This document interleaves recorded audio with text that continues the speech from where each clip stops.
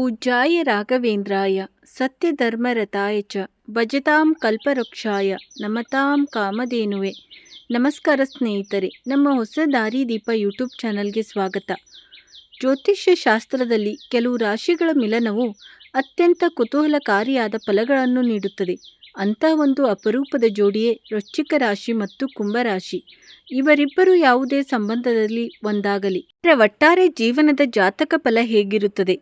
ಹಿಂದೂ ಜ್ಯೋತಿಷ್ಯ ಗ್ರಂಥಗಳ ಪ್ರಕಾರ ವೃಶ್ಚಿಕ ರಾಶಿಯ ಅಧಿಪತಿ ಮಂಗಳ ಗ್ರಹ ಮತ್ತು ಕುಂಭರಾಶಿಯ ಅಧಿಪತಿ ಶನಿ ಗ್ರಹ. ಈ ಬೆಂಕಿ ಮತ್ತು ಗಾಳಿಯಂಥ ಶಕ್ತಿಗಳು ಸೇರಿದಾಗ ಅವರ ಜೀವನದ ಯಶಸ್ಸು ಹೇಗಿರುತ್ತೆ? ಬನ್ನಿ ಸಂಪೂರ್ಣವಾಗಿ ಮತ್ತು ಶಾಸ್ತ್ರಬದ್ಧವಾಗಿ ತಿಳಿಯೋಣ. ಸ್ನೇಹಿತರೆ, ಗ್ರಹಗತಿಗಳ ನಿಖರ ವಿಶ್ಲೇಷಣೆ ಮಾಡುವ ಹೊಸ ದಾರಿದೀಪ ಯೂಟ್ಯೂಬ್ ಚಾನಲ್ಗೆ ತಮಗೆಲ್ಲ ಮತ್ತೊಮ್ಮೆ ಆದರದ ಸ್ವಾಗತ. ವೈದಿಕೀಯ ಜ್ಯೋತಿಷ್ಯ ಶಾಸ್ತ್ರದ ಮಹಾಗ್ರಂಥವಾದ ಬೃಹತ್ ಪಾರಾಶರ ಹೊರಶಾಸ್ತ್ರದಲ್ಲಿ ಗ್ರಹಗಳ ಮೈತ್ರಿ ಮತ್ತು ಶತ್ರುತ್ವದ ಬಗ್ಗೆ ಆಳವಾಗಿ ಹೇಳಲಾಗಿದೆ. ಅಲ್ಲಿ ಮಂಗಳ ಮತ್ತು ಶನಿ ಗ್ರಹಗಳನ್ನು ಪರಸ್ಪರ ಸಮಗ್ರಹಗಳು ಎಂದು ಕರೆಯಲಾಗಿದೆ. ಅಂದರೆ ಇವರು ಶತ್ರುಗಳು ಅಲ್ಲ, ಹಾಗೆ ಪರಮ ಮಿತ್ರರೂ ಅಲ್ಲ. ಇಂಥ ಗ್ರಹಗಳ ಪ್ರಭಾವವಿರುವ ವೃಶ್ಚಿಕ ಮತ್ತು ಕುಂಭರಾಶಿಯವರು ಒಂದಾದಾಗ ಇವರ ಒಟ್ಟಾರೆ ಜೀವನವು ಒಂದು ರೋಮಾಂಚನಕಾರಿ ಪಯಣದಂತೆ ಸಾಗುತ್ತದೆ.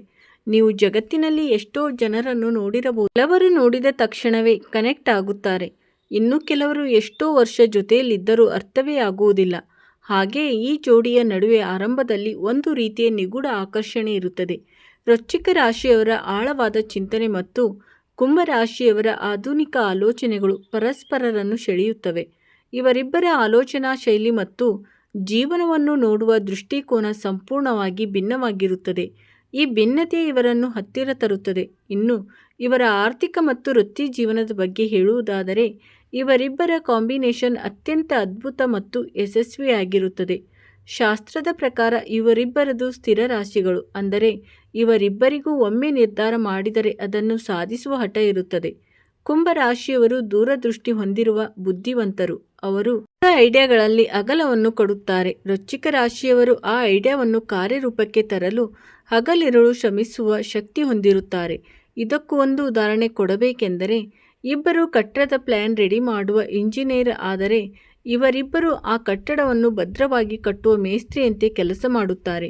ಅವರಿಬ್ಬರು ಸೇರಿ ಬಿಸ್ನೆಸ್ ಮಾಡಿದರೆ ಅಥವಾ ಒಂದೇ ಕಡೆ ಕೆಲಸ ಮಾಡಿದರೆ ಆರ್ಥಿಕವಾಗಿ ಅತಿ ದೊಡ್ಡ ಎತ್ತರಕ್ಕೆ ಬೆಳೆಯುತ್ತಾರೆ. ಇವರ ಒಟ್ಟಾರೆ ಜೀವನದಲ್ಲಿ ಸಂಪತ್ತಿಗೆ ಯಾವುದೇ ಕೊರತೆ ಬರುವುದಿಲ್ಲ.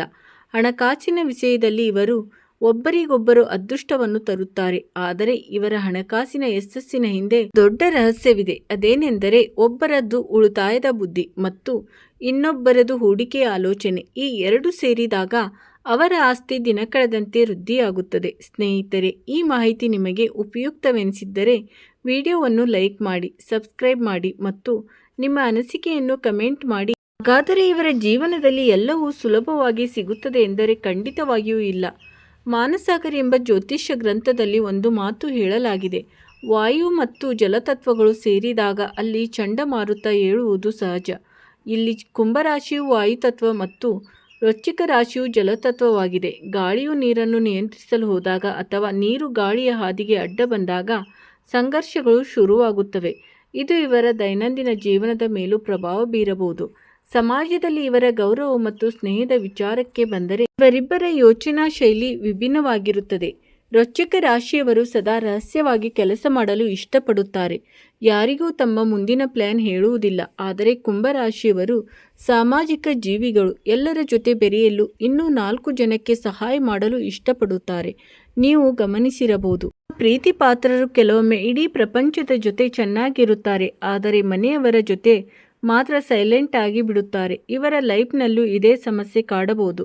ಇವರಿಬ್ಬರು ಒಂದಾದಾಗ ಕುಂಭರಾಶಿಯವರು ವೃಶ್ಚಿಕ ರಾಶಿಯವರನ್ನು ಹೊರಗಿನ ಪ್ರಪಂಚಕ್ಕೆ ಪರಿಚಯಿಸುತ್ತಾರೆ. ವೃಶ್ಚಿಕ ರಾಶಿಯವರು ಕುಂಭರಾಶಿಯವರಿಗೆ ಯಾರು ಒಳ್ಳೆಯವರು ಯಾರು ಕೆಟ್ಟವರು ಎಂದು ಜನರನ್ನು ಗುರುತಿಸಲು ಸಹಾಯ ಮಾಡುತ್ತಾರೆ. ಜೀವನ ಎಂಬುದು ಕೇವಲ ಸುಖ ಸಂತೋಷದ ಹಾದಿಯಲ್ಲ, ಅಲ್ಲಿ ಏರಿಳಿತಗಳು ಇರುವುದು ಸಹಜ. ಜ್ಯೋತಿಷ್ಯ ಶಾಸ್ತ್ರದ ಪ್ರಕಾರ ಇವರಿಬ್ಬರ ಜಾತಕದಲ್ಲಿ ಚಂದ್ರ ಸ್ಥಾನವು ಬಹಳ ಆಧ್ಯಾತ್ಮಿಕ ಪಾತ್ರವನ್ನು ವಹಿಸುತ್ತದೆ. ವೃಶ್ಚಿಕ ರಾಶಿಯವರು ಯಾವುದೇ ವಿಷಯವನ್ನು ಬಹಳ ಗಂಭೀರವಾಗಿ ತೆಗೆದುಕೊಳ್ಳುತ್ತಾರೆ. ಅವರು ಸಣ್ಣ ವಿಷಯಕ್ಕೂ ಅತಿಯಾಗಿ ತಲೆಕೆಡಿಸಿಕೊಳ್ಳುವ ಸ್ವಭಾವದವರು. ಈ ಸ್ವಭಾವದಿಂದಾಗಿ ಅವರು ಮಾನಸಿಕವಾಗಿ ಸ್ವಲ್ಪ ನೊಂದುಕೊಳ್ಳುತ್ತಾರೆ. ಕುಂಭರಾಶಿಯವರು ಪ್ರತಿಯೊಂದನ್ನು ಹಗುರವಾಗಿ ಮತ್ತು ಮುಕ್ತ ಮನಸ್ಸಿನಿಂದ ಸ್ವೀಕರಿಸುತ್ತಾರೆ. ಈ ಎರಡು ಸ್ವಭಾವಗಳು ಒಂದಾದಾಗ ಮನೆಯಲ್ಲಿ ಸಮತೋಲನ ಇರುತ್ತದೆ. ಒಬ್ಬರು ಗಾಬರಿಯಾದಾಗ ಇನ್ನೊಬ್ಬರು ಧೈರ್ಯ ತುಂಬುವ ಕೆಲಸ ಮಾಡುತ್ತಾರೆ. ಆದರೆ ಇಬ್ಬರ ನಡುವೆ ಸಂವಹನದ ಕೊರತೆ ಉಂಟಾದರೆ ಮಾತ್ರ ಸಮಸ್ಯೆ ದೊಡ್ಡದಾಗಬಹುದು. ಮನಸ್ಸಿನಲ್ಲಿರುವುದನ್ನು ಮುಕ್ತವಾಗಿ ಹಂಚಿಕೊಳ್ಳದಿದ್ದರೆ ತಪ್ಪು ತಿಳುವಳಿಕೆಗಳು ಹೆಚ್ಚಾಗುತ್ತವೆ. ಆದರೆ ಶಾಸ್ತ್ರದ ಪ್ರಕಾರ ಇವರ ದಿನನಿತ್ಯದ ಜೀವನದಲ್ಲಿ ಬರುವ ಮುಖ್ಯ ಗ್ರಹಗತಿಗಳ ಸವಾಲುಗಳನ್ನು ನಾವು ಮರೆಯುವಂತಿಲ್ಲ. ಮಂಗಳ ಮತ್ತು ಶನಿ ಗ್ರಹಗಳ ಪ್ರಭಾವ ಇವರ ಮೇಲಿರುವುದರಿಂದ ಇವರ ಮಧ್ಯೆ ಅಹಂಕಾರದ ಸಂಘರ್ಷಗಳು ಬರಬಹುದು. ವೃಶ್ಚಿಕ ರಾಶಿಯವರು ಭಾವನಾತ್ಮಕವಾಗಿ ಯೋಚಿಸಿದರೆ, ಕುಂಭರಾಶಿಯವರು ಕೇವಲ ಬುದ್ಧಿವಂತಿಕೆಯಿಂದ ಪ್ರಾಕ್ಟಿಕಲ್ ಆಗಿ ಯೋಚಿಸುತ್ತಾರೆ. ಜಗಳವಾದಾಗ ವೃಶ್ಚಿಕ ರಾಶಿಯವರು ಮನಸ್ಸಿನಲ್ಲೇ ಕೋಪ ಇಟ್ಟುಕೊಂಡು ಮಾತನಾಡದೆ ಮುನಿಸು ಪ್ರದರ್ಶಿಸುತ್ತಾರೆ. ಆದರೆ ಕುಂಭರಾಶಿಯವರು ಆ ವಿಷಯವನ್ನು ಅಲ್ಲಿಗೆ ಬಿಟ್ಟು ಮುಂದೆ ಹೋಗುತ್ತಾರೆ. ಇದು ಹೇಗೆಂದರೆ, ಒಬ್ಬರು ಹಳೆಯ ನೆನಪುಗಳನ್ನೇ ನೆನೆದು ಬೇಸರ ಮಾಡಿಕೊಂಡರೆ ಇನ್ನೊಬ್ಬರು ನಾಳೆಯ ದಿನ ಹೇಗಿರುತ್ತೆ ಅಂತ ಫಾರ್ವರ್ಡ್ ಆಗಿ ಯೋಚನೆ ಮಾಡುತ್ತಿರುತ್ತಾರೆ. ಇದೇ ಇವರ ಗ್ರಹಗತಿಗಳ ವೈವಿಧ್ಯಮಯ ಸ್ವಭಾವವಾಗಿದೆ. ಶನಿ ಮತ್ತು ಮಂಗಳನ ದೋಷಗಳು ನಿವಾರಣೆಯಾಗಲು ಇಬ್ಬರು ಸೇರಿ ಹನುಮಂತನ ಆರಾಧನೆ ಮಾಡಬೇಕು. ಹನುಮಂತನಿಗೆ ಮಂಗಳ ಗ್ರಹ ಮತ್ತು ಶನಿ ಗ್ರಹ ಇಬ್ಬರೂ ಕೂಡ ತಲೆಬಾಗುತ್ತಾರೆ ಎಂಬುದು ನಮಗೆಲ್ಲ ತಿಳಿದಿರುವ ವಿಷಯ.